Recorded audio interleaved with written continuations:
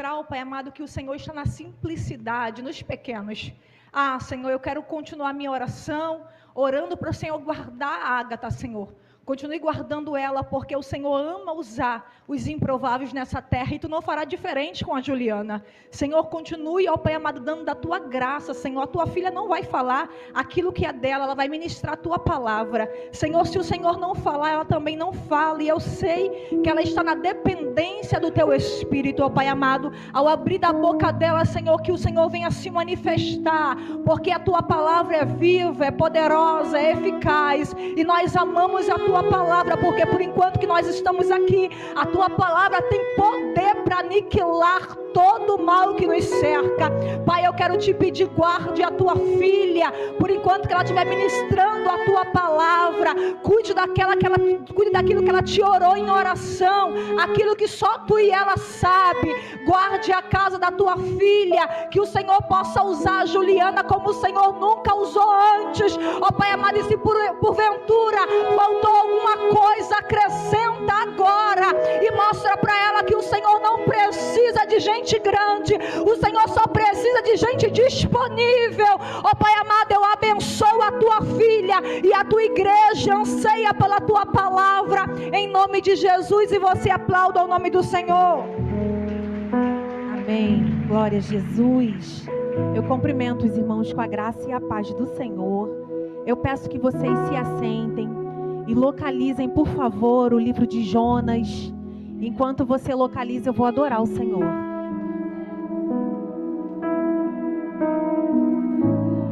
Não entendo o meu próprio agir, ó Senhor. Aleluia. Sem Tua graça, o que seria de mim? Oh, aleluia. Jesus, não entendo o meu próprio agir.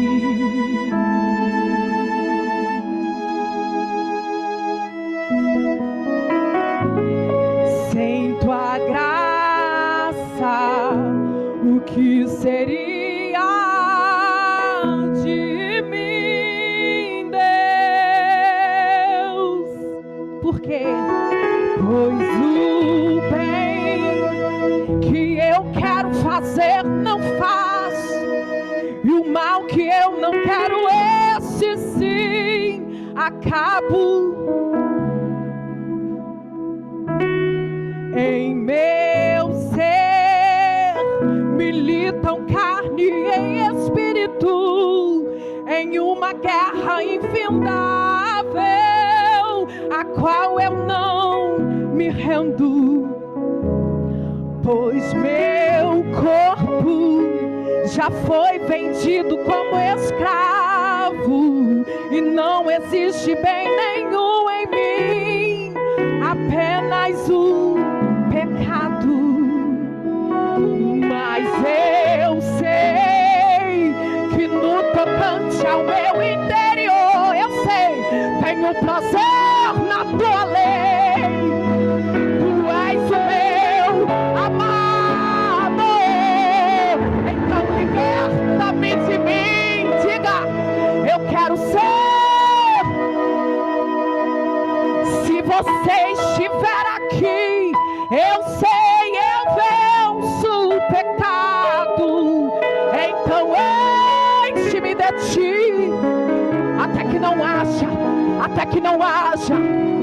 Pois quando estou em Tua presença, o meu viver é transformado. Eu passo a ser livre para viver a Tua vontade. E ao Te conhecer, todo o meu ser se enche de vontade e reina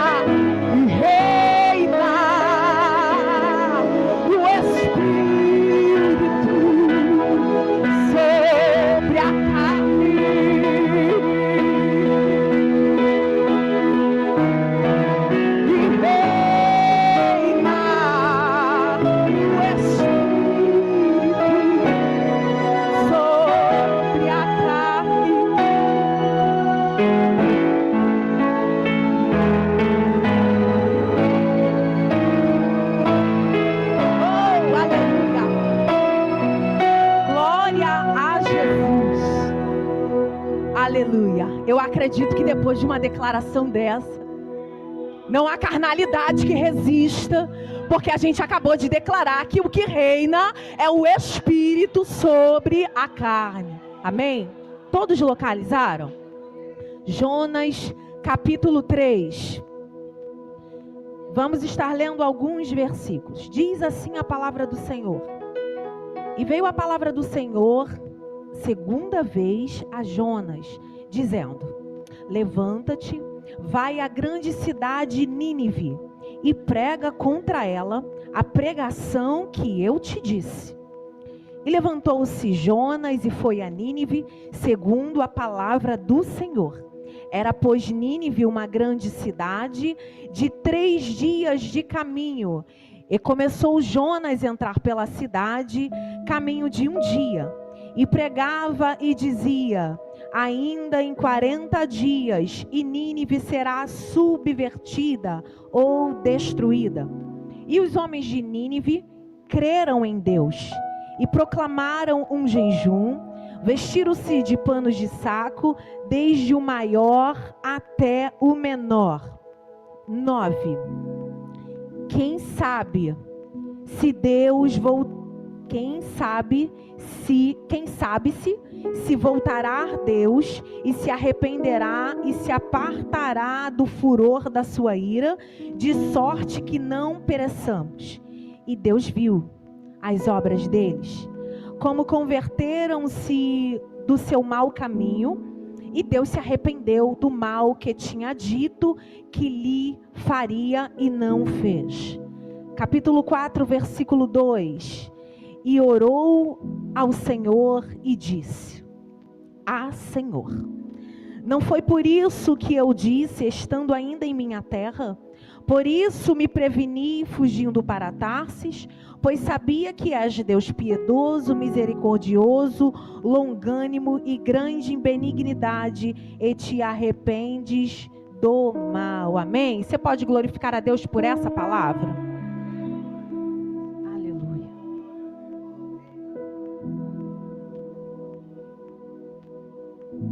Meus irmãos, estamos diante de um livro que conta uma história que eu fiquei muito impressionada.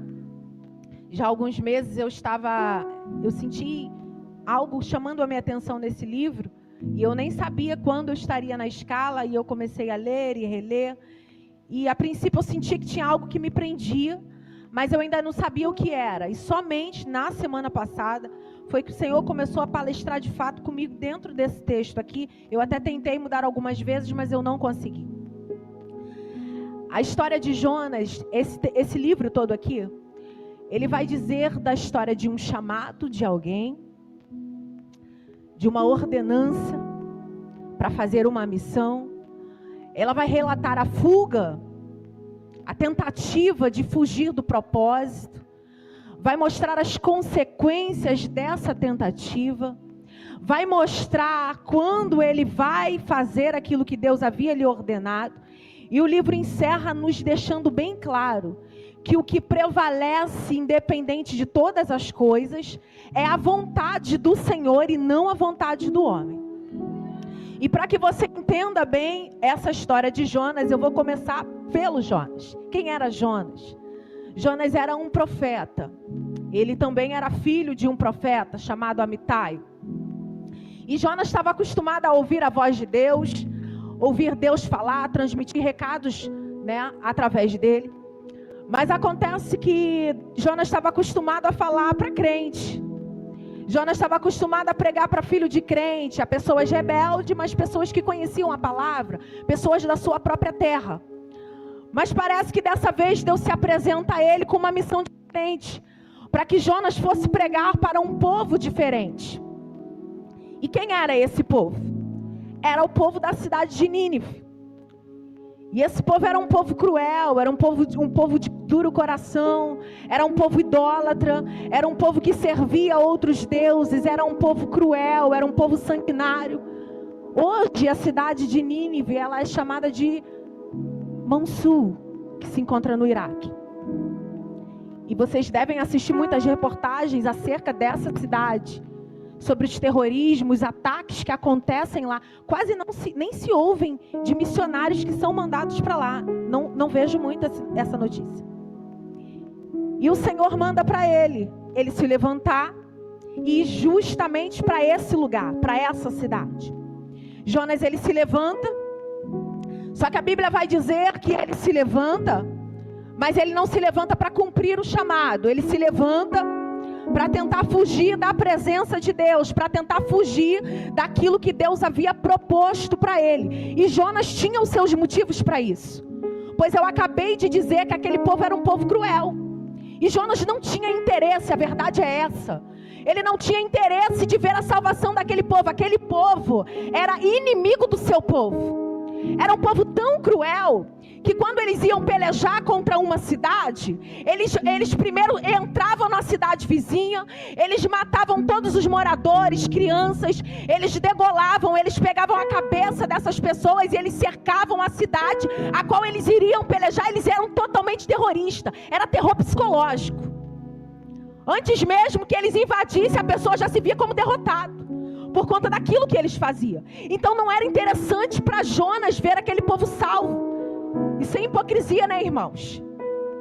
Nós somos seres humanos e, na verdade, se a gente estivesse no lugar de Jonas, a gente teria o mesmo sentimento. A gente nem precisa ir muito longe. É só a gente pensar em algum assassino em série, em alguém que de repente está preso, e aí dizer assim: olha, o fulano foi solto e ele vai vir morar no seu bairro. A gente até quer que aquela pessoa seja salva, mas seria muito mais vantajoso se ele morresse, porque ele está convertido, e se ele se desviar, vai voltar a cometer tudo novamente. Então eu imagino que Jonas tenha se sentido nessa situação. Ele não tinha interesse. Para ele era vantajoso, de fato, que o juízo de Deus se cumprisse na vida daquele povo. Por quê? Porque, como um ditado popular, Jonas mataria 2 coelhos numa tacada só. Como ele era pregador do evangelho, aquele povo para qual ele pregava a palavra de Deus, eles iam ver o agir de Deus na vida daqueles ímpios que não deram ouvido, e eles se quebrantariam, ia ter temor e retornariam para os caminhos do Senhor. E segundo, é que Jonas se livraria do inimigo do seu povo. Então Jonas, ele não tinha nenhum interesse que aquilo acontecesse. Ele tinha os seus motivos. Os motivos que Jonas tinha para não querer ir pregar naquela cidade eram motivos legítimos, eram reais. Eram coisas que tinham justificativas, mas a verdade é que a nossa justificativa, ela não vale diante da vontade do Senhor. A verdade é que mesmo tendo de justificativa, o que ele fez foi desobedecer à vontade de Deus. E aí a palavra de Deus diz que Jonas se levanta e ele vai em direção ao porto. Quem olha Jonas nessa caminhada até parece que Jonas está indo em direção ao propósito, porque ninguém sabia ver o Jonas arrumado, com a mala pronta, indo em direção a um porto. E aí talvez eles pensaram: Jonas está indo fazer mais uma missão. E isso até me chamou a atenção, porque muitas das vezes na nossa vida é assim mesmo. O pessoal vê a gente, se arruma, vem para a igreja e pensa: está indo em direção ao propósito. Vê a gente indo arrumado para algum lugar e pensa: está indo em direção ao propósito. Mas essa palavra me chama a atenção, porque o que Jonas fazia parecia, mas no coração dele já havia um plano maquinado. Ele parecia que estava indo em direção ao propósito, mas na verdade ele não estava indo. Quando ele chega no porto, eu chamo aquele lugar de lugar da decisão.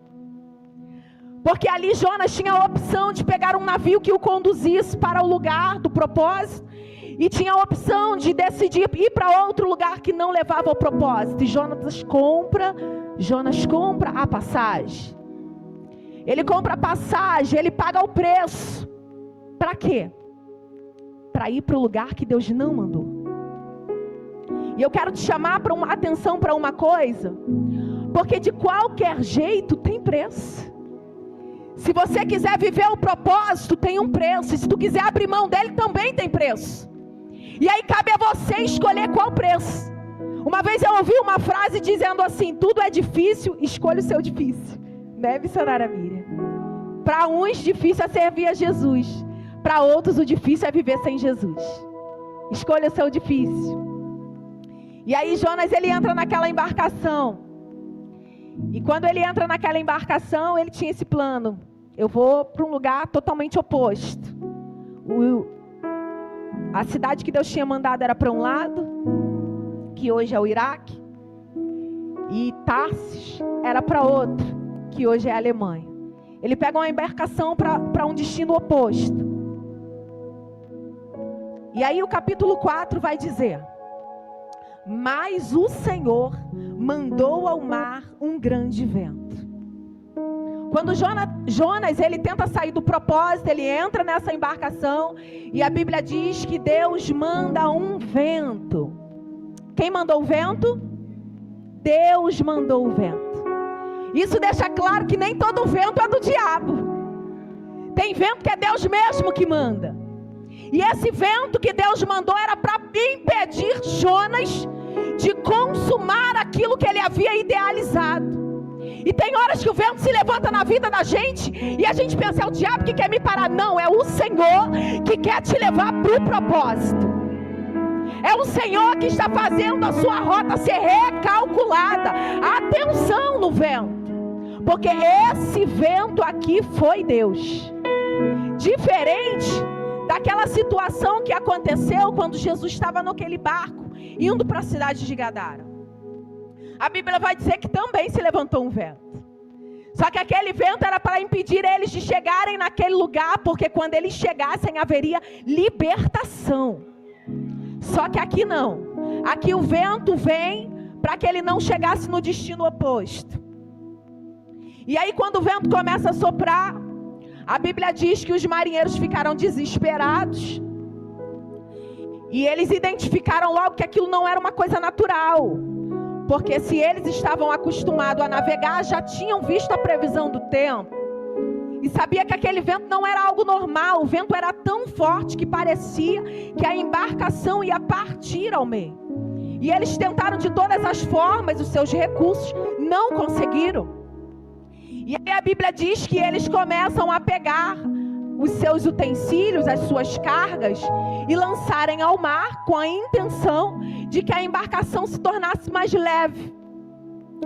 E aí eu imagino que quando eles começam a pegar aquelas coisas no porão, um marinheiro se depara com Jonas. Jonas está lá deitadinho, dormindo, bem quietinho no seu canto. E ele é despertado por esse marinheiro. E eu quero te chamar a atenção para um detalhezinho aqui, sobre essas cargas. Porque Jonas entra na embarcação, e por causa da sua presença na situação da desobediência, ele começa a gerar prejuízos para as pessoas. Porque as cargas que foram lançadas ao mar não foi a carga de Jonas, foi a carga das pessoas que estavam indo para o seu destino. Então quando a gente decide a sair da rota que o Senhor nos mandou, não é só a gente que sofre prejuízo, a gente causa prejuízo na vida de outras pessoas também. Foi exatamente o que aconteceu aqui. E aí Jonas, ele é despertado do sono. O marinheiro acha aquilo muito estranho, porque diante de um alvoroço, aquele homem está dormindo. E aí eles lançam sorte. A sorte cai em Jonas e eles perguntam: quem você é? De onde você vem? O que você faz? Que Deus você serve? E Jonas vai relatar para eles quem era ele, o que ele fazia, qual Deus eles serviam. E quando eles ouvem aquela história, eles já estavam apavorados com o vento. E agora eles vão ficar apavorados com aquilo que eles estão ouvindo.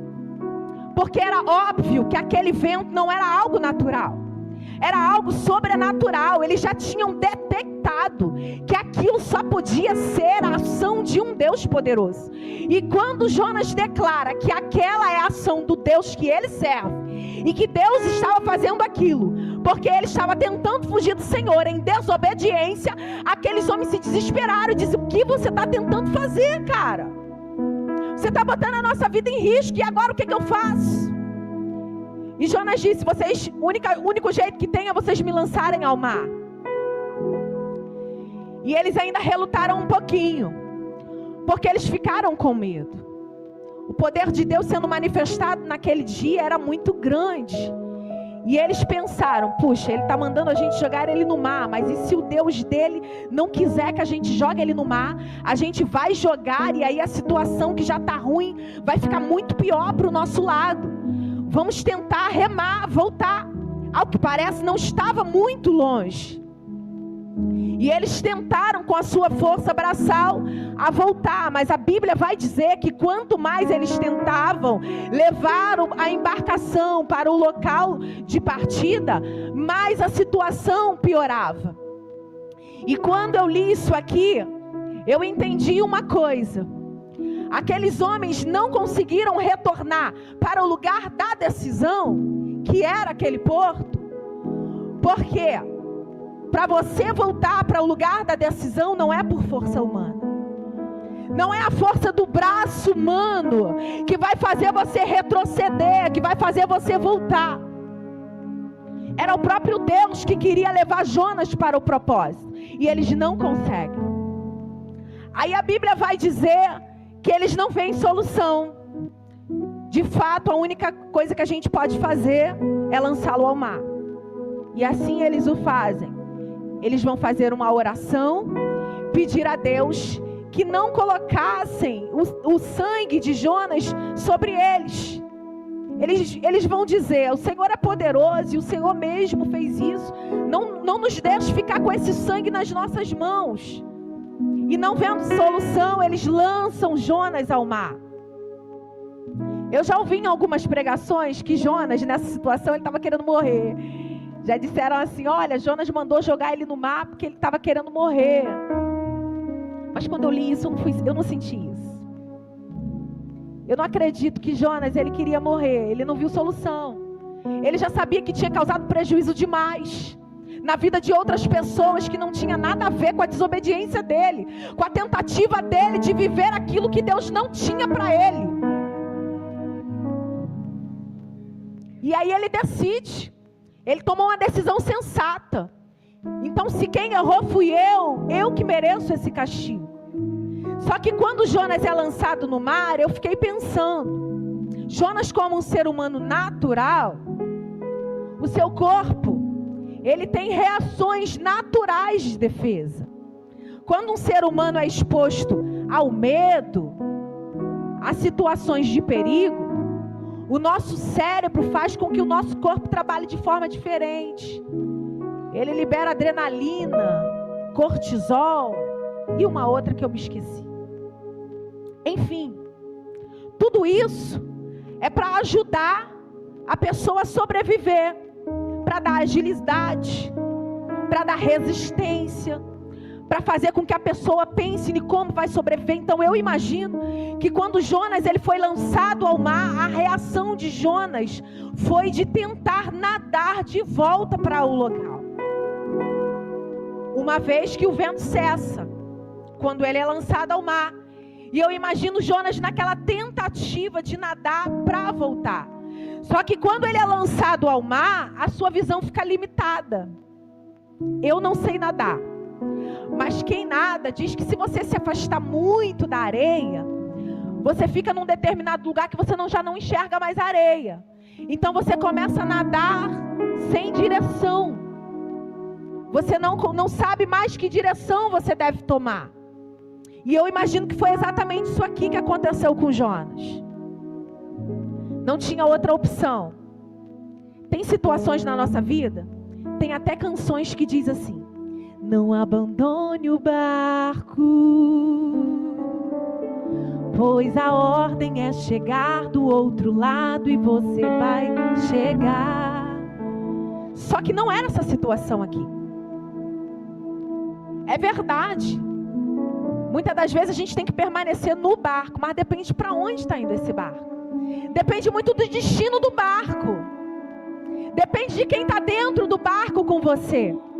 E nessa situação aqui, Jonas não podia continuar dentro da embarcação. Ele teve que ser lançado. E quando ele é lançado, como eu já disse, ele tenta sobreviver. Mas aí o cansaço bate.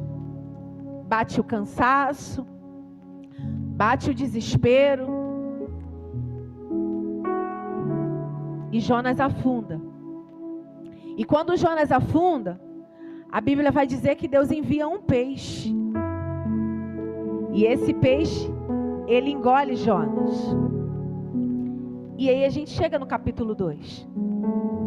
O capítulo 2, ele narra as consequências da vida desse homem, que achou que podia fazer o que queria, que quis ser juiz no lugar de Deus. Jonas achou que podia dar decreto para aquele povo, que de fato aos olhos humanos não valia nada. Nós temos essa mania de dar sentença na vida das pessoas. Quando o juízo é na nossa casa, a gente quer misericórdia. Mas quando é na casa do outro, a gente não quer misericórdia. Para o povo de Israel, Jonas pregava. Mas para aquele povo, Jonas não queria pregar. E aí, por conta de achar que ele sabia o que era melhor para o povo, ele toma essa decisão tão desacertada.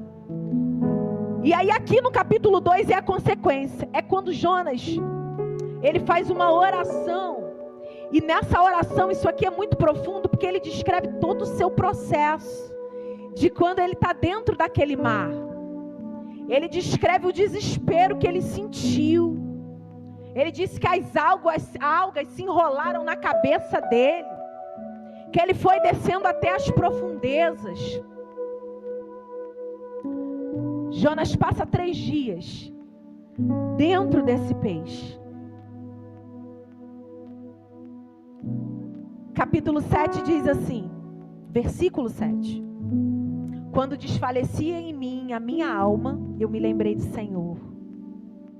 E entrou a ti a minha oração no templo da tua santidade. O mais engraçado é que Jonas não queria misericórdia para aquele povo, mas nesse momento ele quis a misericórdia do Senhor. E Jonas vai experimentar de algo que muita gente não experimenta. E talvez eu e você possamos não experimentar se tomarmos uma decisão igual a de Jonas. Jonas experimenta aqui a misericórdia de Deus. Jonas experimenta a oportunidade de voltar para um ponto de partida e fazer aquilo que Deus havia lhe ordenado. A sentença para Jonas era morte, por conta da sua decisão.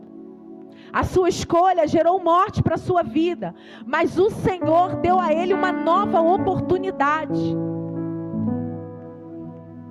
Aí aqui, no verso 10, diz assim: falou, pois, o Senhor ao peixe, e ele vomitou a Jonas na terra. O peixe levou 3 dias para levar Jonas mais próximo do local que ele deveria estar. Porque, na verdade, esse peixe não vomita Jonas em Nínive, porque em Nínive não tem praia. Mas ele vomita Jonas em um lugar próximo dali. E quando ele vomita Jonas no lugar próximo dali, a gente chega no capítulo 3, que foi aonde eu li.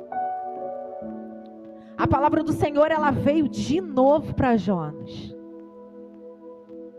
E o Senhor vai dizer: levanta-te, vai à grande cidade de Nínive e prega contra ela a pregação que eu te disse. A pregação que o Senhor tinha dito para Jonas pregar era uma pregação de juízo. Jonas percorreu aquela cidade dizendo: dentro de 40 dias essa cidade vai ser destruída. E Jonas falava isso com gosto, porque de fato era isso que ele esperava. Era isso que ele esperava para aquele povo. Esperava que aquela sentença de fato fosse cumprida, fosse executada. Só que a Bíblia vai dizer que quando eles ouvem aquela palavra, a reação deles foi contrária à que Jonas esperava. Aquele povo, ele ouve e eles quebrantam o coração. Eles quebrantam o seu coração, e a Bíblia é muito clara em dizer que eles abandonaram as suas práticas pecaminosas. Ou seja, aquele povo, eles não simplesmente se vestiram de panos de saco, eles não somente fizeram um jejum, eles não somente clamaram, mas eles abandonaram as práticas antigas. Porque isso aqui deixa claro que quando há de fato uma conversão na vida do homem, ele não somente muda as vestes, ele não somente muda a palavra, ele não somente chora na presença do Eterno, mas ele decide abandonar tudo aquilo que ele praticava antes. É isso que acontece. O povo abandona, abre mão, muda a conduta, e não podia ser diferente, porque o nosso Deus é um Deus que se quebranta quando o homem se quebranta, é um Deus que se arrepende quando o homem se arrepende, é um Deus que ouve um clamor. Ele é Deus de juízo, mas enquanto você tem vida, o Senhor está lhe dando oportunidades, e a oportunidade chegou nesse povo, que todo mundo achava que eles tinham mesmo era que morrer. Eu mesmo, irmãos, quando eu assisti agora há pouco tempo aquela guerra que estava lá, né? Aqueles homens bomba, gente, isso é terrorizante. Eles não têm pena de ninguém. Eles entram em hospitais, eles não querem saber. Então, de fato, era um povo ruim. Isso não começou agora. Aquela guerra lá não começou agora, começou desde aqui, ó. Eles só não tinham as armas que eles têm hoje. Naquela época talvez não tinha bomba, eu acredito que não tinha. Mas eles conseguiam fazer toda a destruição, toda a desgraça a fio de espada, sem dó e nem piedade. Eles não poupavam criança, não poupavam ninguém. E muitas das vezes quando a gente vê na reportagem sobre assassinos, pais que matam filhos, a gente deseja em nosso coração, essa mulher tinha que morrer. Como é que ela tem coragem de matar o próprio filho? Como é que esse pai teve coragem de deixar a madrasta jogar a filha pela janela? Como é que essa mãe enforca o filho e mata? Como é que esse pai estupra esse bebezinho? Como é que essa mãe mata o filho e coloca dentro da geladeira? Mata esse bebê, coloca no congelador? Essa mulher não tem coração, ela merece morrer. Nós pensamos isso. Só que nós não estamos aqui falando daquilo que a gente pensa. A Bíblia não dá relatos, ela não dá ênfase. A prioridade não é sobre o que o homem pensa, é sobre o que Deus pensa. Quem deu o seu filho para morrer na cruz, nós hoje estamos dando glórias a Deus. Por quê? Porque Ele deu o seu único filho para morrer por nós. Então quem deu foi Ele, não foi eu e nem foi você. Quem somos nós para achar quem tem direito de entrar no céu de glória? Aí a Bíblia diz que eles abandonaram as práticas antigas, mudaram a conduta, e eles fizeram isso sem a certeza do que Deus ia fazer. Eles não tinham certeza, eles disseram, quem sabe? Quem sabe se a gente mudar de conduta? Quem sabe se a gente quebrantar o nosso...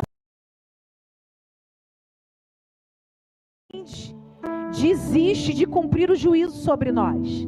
Foi sem intenção, sem segundas intenções.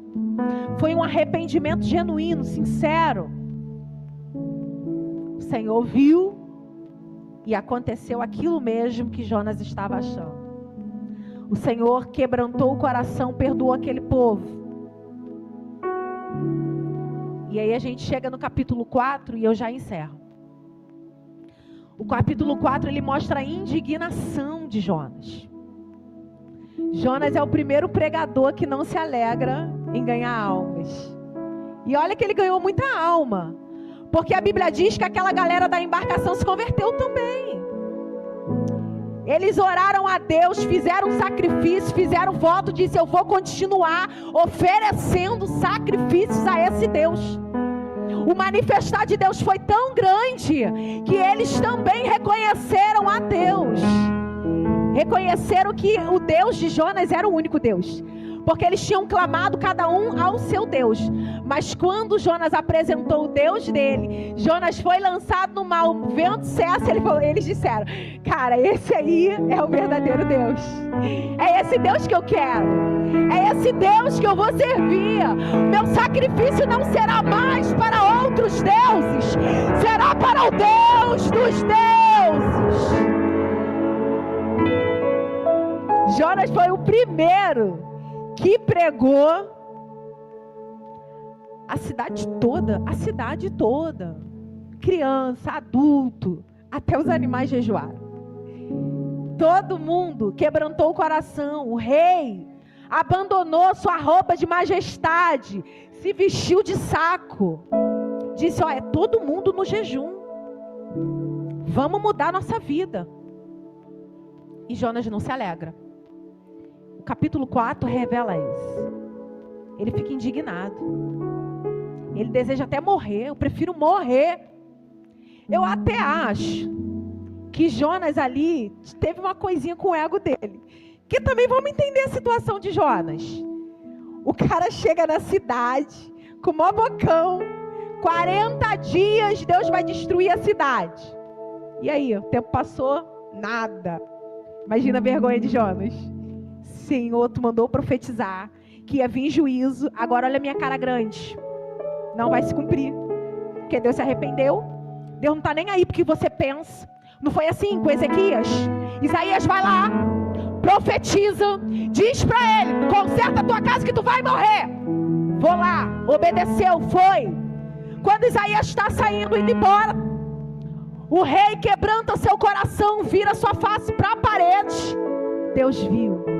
Deus adora um coração quebrantado. Deus viu, falou assim: ah, tu quebrantou o coração, então vou acrescentar. Isaías, volta lá e fala para ele que eu vim e eu estou acrescentando anos de vida para ele. Deus não está preocupado com aquilo que você pensa. Se Deus tiver que mandar tu profetizar dizendo que tem bênção, tem. E se Deus quiser falar não tem mais bênção, não tem. Não é sobre a tua palavra, é sobre a palavra do Eterno. Ele vela pela palavra dele. Ele deve ter tido uma crise de identidade. Deve ter tido. Mas aí ele vai dizer: eu já sabia, por isso que eu não queria vir. Porque o Senhor fala que vai fazer, mas depois a pessoa se arrepende. O Senhor vai lá e volta atrás e perdoa. Eu não queria vir. Era por isso que eu não queria vir. Ele não se alegra. O coração dele não está com o mesmo propósito de Deus. Ele era uma bênção, mas estava acostumado a ver benefícios só para o seu povo. Jonas queria que o povo dele se convertesse a cada dia, quebrantasse o coração. Mas quando era um povo diferente, o coração dele não estava voltado para isso. Para finalizar, essa mensagem aqui é para dois tipos de pessoas. É para aquele que está na condição daquele povo. Alguém que está vivendo uma vida totalmente fora dos caminhos. Uma vida de pecado, uma vida de desobediência, sem agradar a Deus, agradando a outros deuses, sendo instrumento na mão do adversário.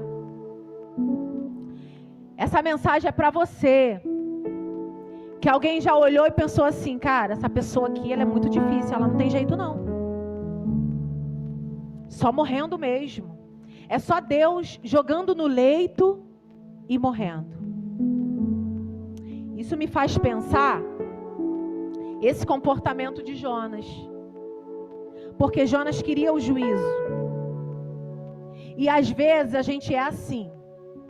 A gente pensa assim: esse homem só vai se converter quando ele for pro leito.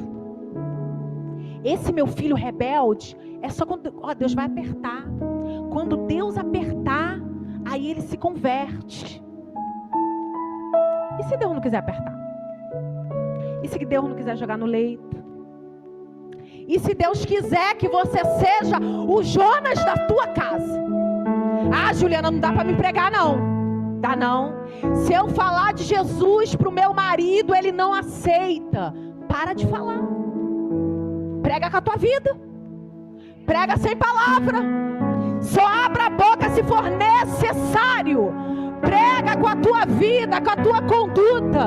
Tem gente que não se converteu porque tu fala uma coisa e vive outra. Aí quando tu dobra teu joelho, tu fala: Deus, fala com ele, aperta ele. Mas Deus não quer falar com ele. Porque Deus podia ter levantado outro profeta. Podia ter deixado Jonas ir lá para Tarsis, ficar bem longe dos propósitos. Tu não quer não, Jonas? Eu levanto o outro. Porque se tu não quer, eu levanto o outro para fazer. Só que tem obra que é específica.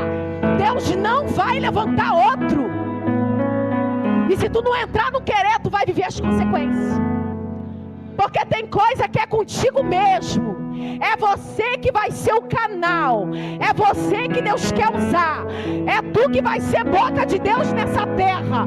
É através de você que Deus vai fazer. Foi através de Jonas. Foi através de Jonas. E é através de você. Então essa mensagem é para você que está assim. Você está precisando de um profeta, de alguém que seja a boca de Deus, que leve a palavra de Deus para você, para que você ouça e entregue a sua vida para Cristo e reconheça, quebrante seu coração. Mas também é para os Jonas. Às vezes tem, muitos tem chamado, já sabe, porque Deus já falou contigo. Nem usou profeta, falou contigo mesmo, acerca daquilo que Ele tem para a tua vida. Mas você está tentando fugir dos propósitos de Deus, achando que pegando outra embarcação, Deus vai levantar outro. Não vai levantar outro. Deus quer usar você para fazer. Tem Jonas que está vivendo consequências, está fazendo outras pessoas viverem mais consequências, está causando prejuízo na vida de outra gente. Tua casa está padecendo, tua parentela está padecendo, tudo porque tu está no sono da indolência. Decidiu ir lá para o meio das coisas para dormir. Mas hoje, Jonas, o Senhor está te dando a segunda oportunidade. Vem de novo. O Senhor está dizendo a você, mais uma vez, se posiciona, levanta. E não levanta para fugir da minha presença, não. Levanta para ir ao meu encontro. Levanta para fazer aquilo que eu te ordenei. Faz igual Jeremias. Jeremias estava na sua casa e Deus fala com ele: Jeremias, levanta e vai até a casa do oleiro. Mas Deus já estava falando com Jeremias. Jeremias poderia dizer: pode falar, Senhor, eu já estou te ouvindo. Mas prontamente Jeremias se levanta e vai em direção ao lugar que Deus queria falar com ele. Então que nessa noite você possa se levantar. Se levanta, Jonas. Vai fazer aquilo que o Senhor lhe ordenou. Deixa o juízo nas mãos do Eterno. Não se preocupe, porque a semente não é tua. Tu só tem que semear. E como no início eu disse, esse texto encerra dizendo, resumidamente, que não é sobre mim, não é sobre outros servos de Deus, é sobre o Senhor. Não é o meu querer. Talvez eu possa até desejar algo que não esteja alinhado com aquilo que Deus quer. Mas o que vai prevalecer não é o que eu quero, é o que essa palavra diz. O que vai prevalecer é a semente. A semente floresce, cresce, germina, por quê? Porque não é sobre o semeador, é sobre o dono da semente. Você só precisa semear, Jonas. Você só precisa fazer aquilo que o Senhor confiou a você de fazer.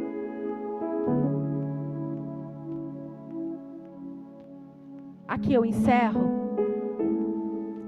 E eu quero louvar mais uma vez o louvor que eu iniciei.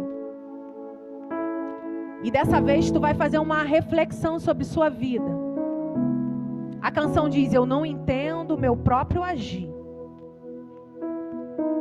Sem tua graça, que seria?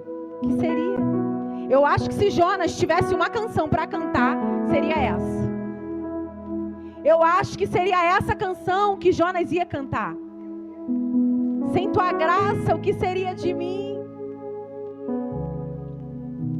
E dessa vez, quando eu estiver entoando essa canção, eu peço que você faça uma reflexão sobre sua vida. E se você estiver enquadrada dentro daquilo que foi ministrado nessa noite, não se acanha não. Não importa que você já tenha levantado inúmeras vezes para vir até aqui à frente, levante-se de novo. Porque foi 2 vezes que Deus mandou Jonas se levantar. E você, eu nem sei quantas vezes que Deus já falou. Talvez hoje seja a 10ª vez que o Senhor está falando para você. Eu tenho uma obra na tua vida, pelo amor de Deus, se levanta. Porque o trabalhar é meu, quem faz sou eu, mas o posicionamento quem tem que tomar é você. Não entendo o meu próprio agir.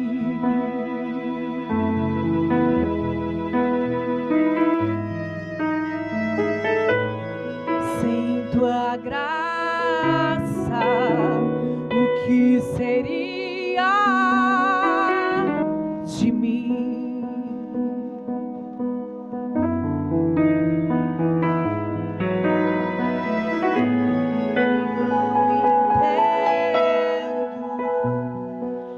O meu próprio agir.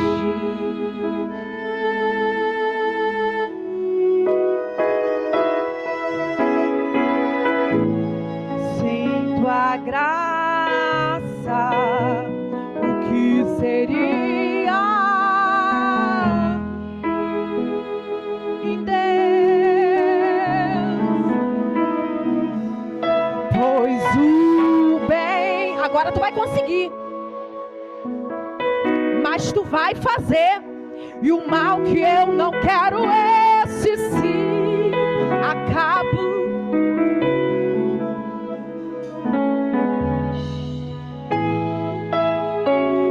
Militam carne e espírito em uma guerra infindável, a qual eu não me rendo, pois meu corpo já foi vendido como escravo, e não existe bem nenhum em mim, apenas mas eu sei que no tocante ao meu interior tenho prazer na tua lei. Tu és o meu, tu já está livre, você já está livre.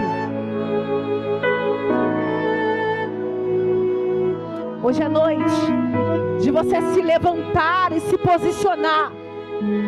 É noite de voltar para o propósito. É noite de você fazer aquilo que o Senhor já lhe ordenou para fazer.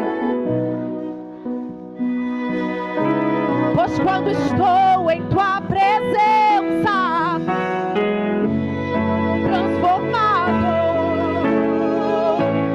e eu passo, meu pastor,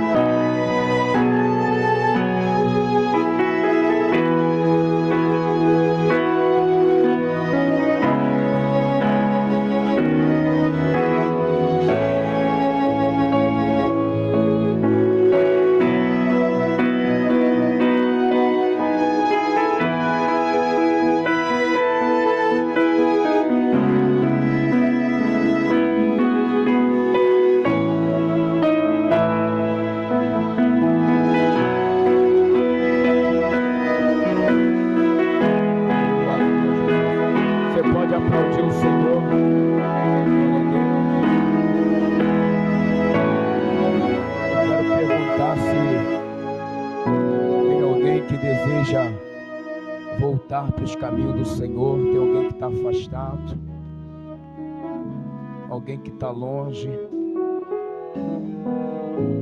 alguém que entendeu a mensagem e você sabe que a mensagem falou contigo. Juliana citou 2 pontos geográficos dentro da mensagem dela: Tarsis e Nínive.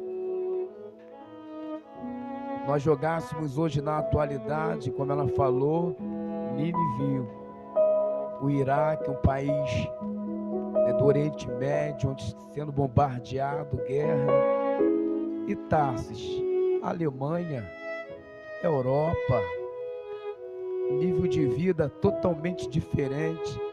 Ao profeta: não, eu vou para a Europa, eu vou para Nínive, não, eu vou para Tarsis. Só que quando ele decide ir para Tarsis, aquela tempestade toda, ele é jogado no mar e Jonas afunda.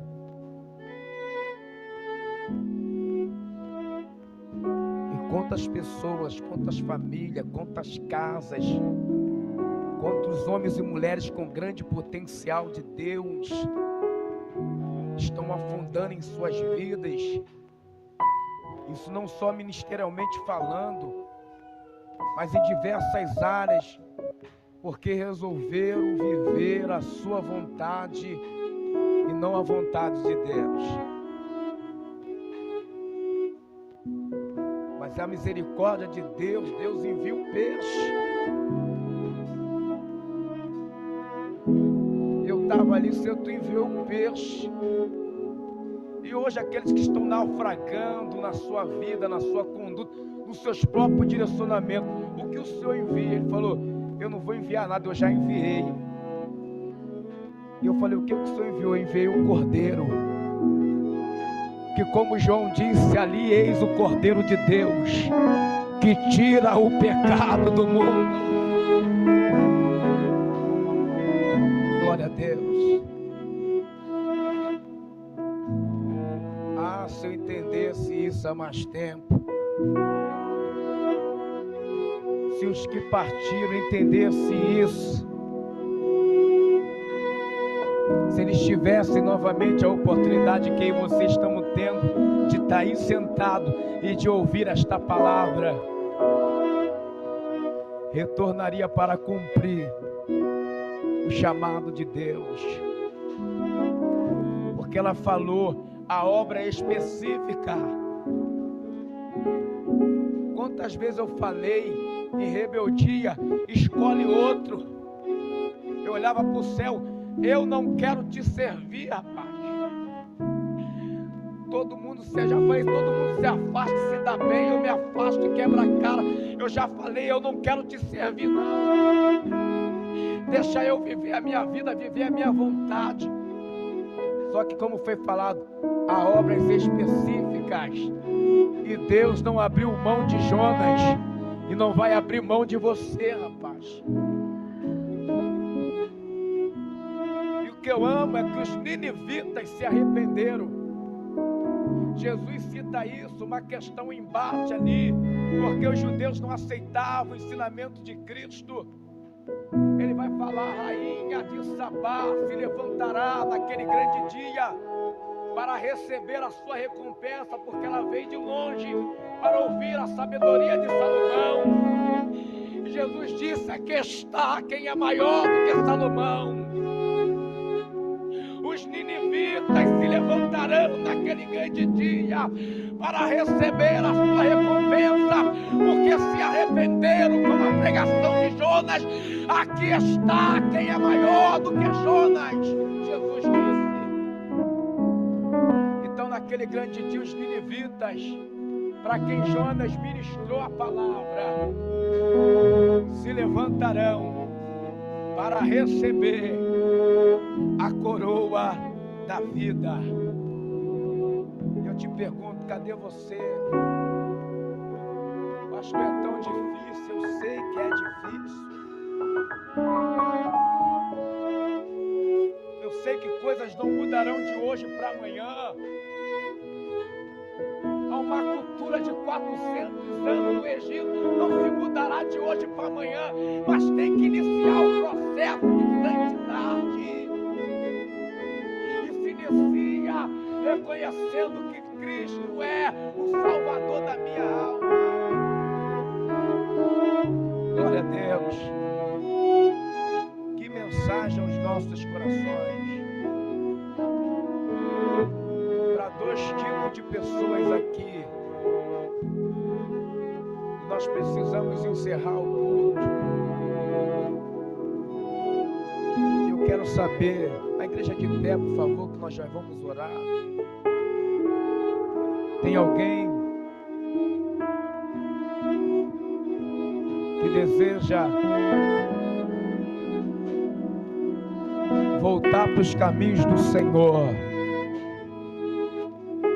Alguém que deseja retornar para a rota do propósito? Alguém que está disposto a abrir mão das suas próprias vontades para viver a vontade do Deus de Jonas? Tem alguém no nosso meio? Louvado seja Deus. Porque nesse momento precisa de coragem.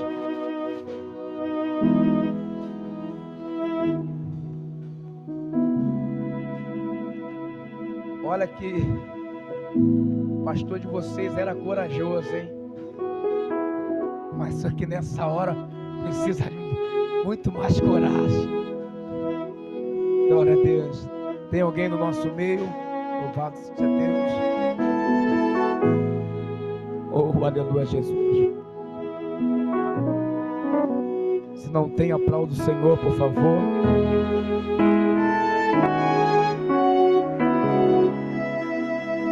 Que Deus,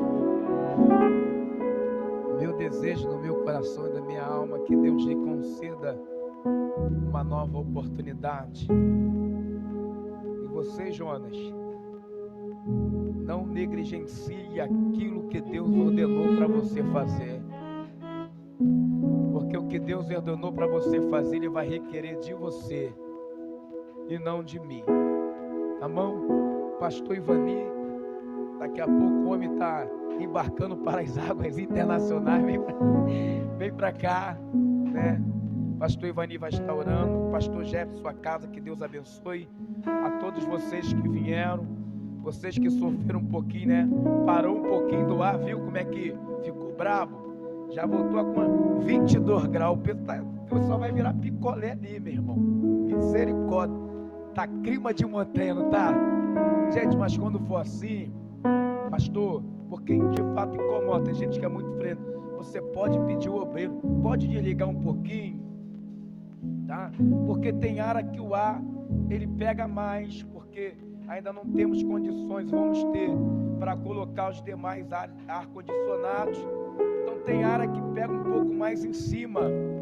Então você, nós estamos aqui para te servir. Nossos obreiros estão aqui para te servir. Então, meu obreiro, com todo respeito e carinho, você pode desligar só um pouquinho, tá? Eu já estou aqui com frio, né? Isso aqui então tá pegando firme. Mas que Deus abençoe a vida de vocês. Que cada um de vocês tenha uma semana abençoada pelo Senhor. Amém? Nosso pastor Ivani orando e impetrando a bênção apostólica. Eu quero cumprimentá-los com a graça e a paz do Senhor. Amém? Por fracão assim eu não gosto. Eu quero cumprimentá-los com a graça e a paz do Senhor. Amém? Que coisa linda. Quando amém é concordância no céu. Não vem com esse negócio de fracão pra cá não, que eu não gosto, hein? Gente, em nome do Ministério CBN, na pessoa do pastor Robson Chaga, queremos agradecer aí você que esteve aí o ano todo pelejando, dentro das suas guerras, suas lutas, suas batalhas, tá? Muito obrigado, tá? Você foi fiel, não a gente, mas você foi fiel a Deus, tá? Que Deus possa continuar abençoando, tá? Lembrando aos senhores que em janeiro, 1º de janeiro, nós já vamos começar aqui a batalhar, a guerrear. Tem um corredor de oração. Quando você for entrar ali para dentro, você vai entrar dentro da nave da igreja, embaixo de oração. E serão 21 dias consecutivos de oração. Segunda, terça, quarta, quinta, sexta, sábado, domingo, segunda, terça. Então será 21 dias após o culto. Aguardar oração, tá? Porque a gente já vai começar a batalhar em 2025, tá? Então lembra, bota na tua agenda, no teu calendário aí, que nós já vamos batalhar, tá bom, gente? Que o Senhor abençoe, dê uma ótima semana. Curve sua cabeça, feche os seus olhos, vamos orar. Deus, neste momento, ó Pai, não temos palavra para externar a gratidão e o seu cuidado para com a tua noiva, com o teu povo. Ó Pai, através da tua palavra, tu falasse aos nossos corações, ó Deus. Muito obrigado por tudo. Aí está a tua noiva, que o Senhor comprou com aquele preço de sangue na cruz do Calvário, ó Pai. Que o Senhor, ó Deus da glória, ó Pai querido, ama. Que o Senhor, ó Pai querido, quer levar para morar no céu, ó Pai. Muito obrigado, ó Deus, pela tua palavra que tem o poder de transformar o homem e a mulher, ó Deus. Uma palavra que está dentro da Bíblia, Pai, inspirada pelo teu Espírito, transforma a vida. Obrigado. Toma a tua noiva nas suas mãos, ó Pai. Protege e guarda, assim como eles vieram guardado pelo teu Santo Espírito, leve de volta no nome do teu Filho amado, nosso Senhor e Salvador, Jesus Cristo. E toda a igreja diga: coloque a sua mão sobre o seu coração. Olha como é que é lindo, ó. O grande amor de Deus. A graça do nosso Senhor e Salvador Jesus Cristo e as doces consolações do seu Santo Espírito seja derramada em cada coração, e que todo aquele que crer na vinda do nosso Senhor Jesus Cristo diga: está abençoado em nome de Jesus.